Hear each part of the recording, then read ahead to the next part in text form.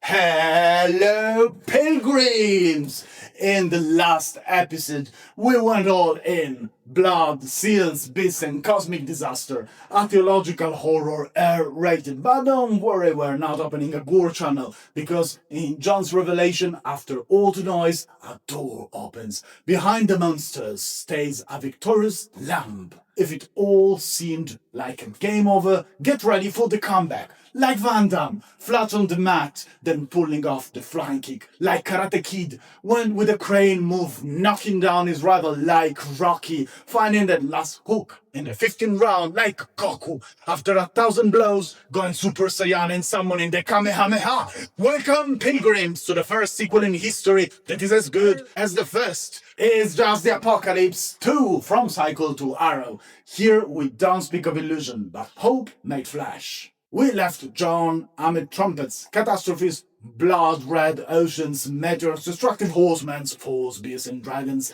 Yet the apocalypse begins and ends in light, not in darkness. At the start of his vision, John contemplates a door opened in heaven, a sign that the divine mystery allows itself to be glimpsed through revelation. He described Christ glorified, hair white as wool, eyes like flames, and voice like the roar of mighty waters, and sword coming from his mouth. It is he who dictates words to be written for the communities. I have set before you an open door which no one is able to shut. John describes a throne encircled by emeralds, 24 elders casting their crowns in worship, 4 living creatures full of eyes singing without rest, holy, holy, holy. At the center is a sealed scroll which no one can open except the Lamb, slain yet alive, who receives the honor of a choir of myriads of angels. After many tormented visions and horrors, the turning point comes in chapter 12.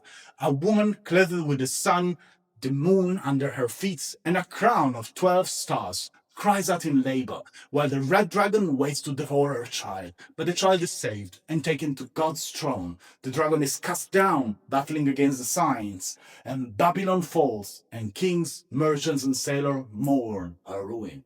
Evil is defeated. At the climax appears a new heaven and a new earth.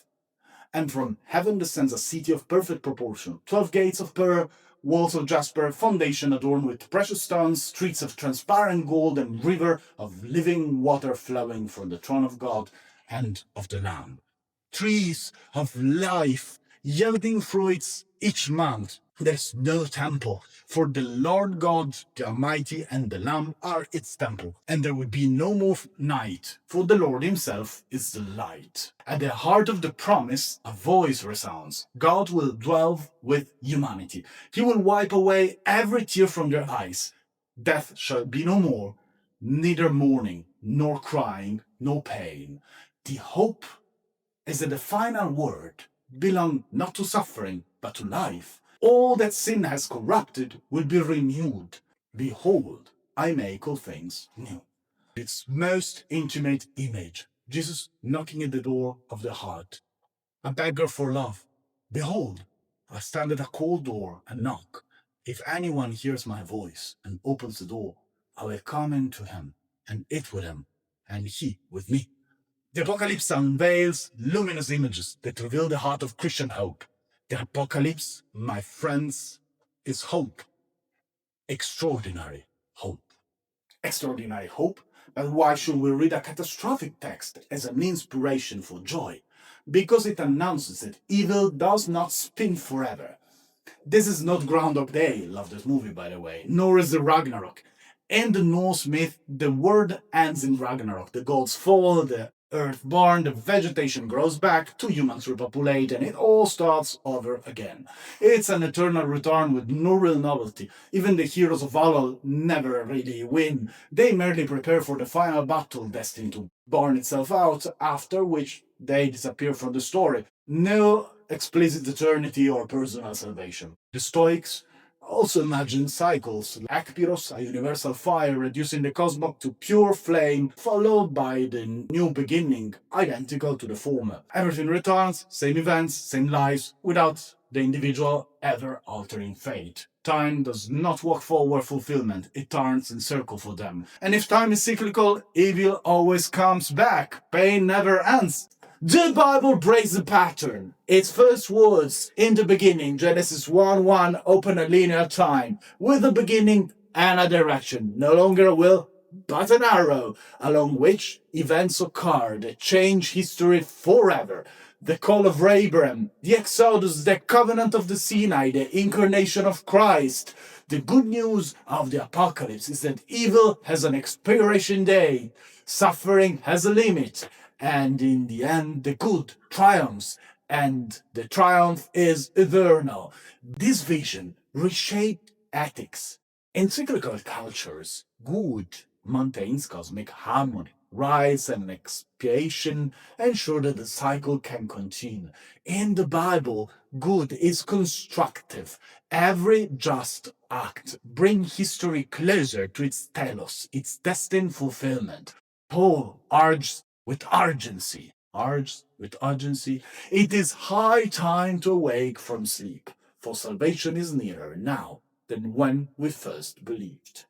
The theologian Emil Brunner summed it up. Christianity taught the world to hope, to live in the present, in the light of the future. John Revelation was written precisely to remind weary, persecuted communities you're not trapped in an eternal replay. Every prophecy lives in an inverse causality. It's not the past that generates the future, but the announced future that shapes the present. Hope, then, does not arise from what has been lived, but from the future that God promises. Romans 8:24-25, hope that is seen is not hope, for who hopes for what one sees? But if we hope for what we do not see, we wait for it with patience. Paul writes that of faith, hope, and charity, the greatest of these is charity. Charity is eternal love. Faith is gaze fixed on God, and hope is archetypically limited to its tension. It lives only as long as there is a distance, and when the distance is closed, hope does not die because it has not been defeated. It fulfilled its purpose. Our capacity to hope returns even stronger. The Greeks instead kept it in the Pandora's jar amongst the evil, a suspicious illusion that prolongs pain. For Christians, it's the opposite. Hope is a force that comes from God and propels us forward. It lives in reverse in the time of the heart, dead when we no longer believe, aged when it's fragile and uncertain and we slowly wake up towards it, adult when it becomes a motor of action, childlike when it's born in the imagined future, and when fulfilled, it leaves a void. It's no longer needed. It returns as energy for a new beginning, while the joy of the triumphant good remains. The Apocalypse shows this. When evil is defeated and every tear is wiped away, hope will no longer have a function, not dead, but return to God, as every other good will do. Across the century, the Apocalypse has been read in opposite ways, sometimes spiritually, sometimes as a calendar of disaster, yet the church's main line has remained clear. Not fatalism, but hope. Origen in the 3rd century insisted that the book images should be read in spiritu, as allegory of the soul's journey. Augustine of Hippo proposed a reading in which Satan is already defeated, the saints already reign in spirit, and we await the Lord's final manifestation. In Epistola 199, he urged not to calculate the date of the end, but to live each day in vigilant hope, and to begin already building the city of God within the earthly city. The indispensable Thomas Aquinas in the Middle Ages referred that the ultimate goal of humanity is the visio beatifica, the beatific vision of God. For Aquinas, hope is not a vague sentiment, but a sure disposition towards a future good. Guided by hope, men cooperate with grace, already preparing the new heavens and the new earth. Thus, the Apocalypse becomes a guide for the ethics of both individuals and people.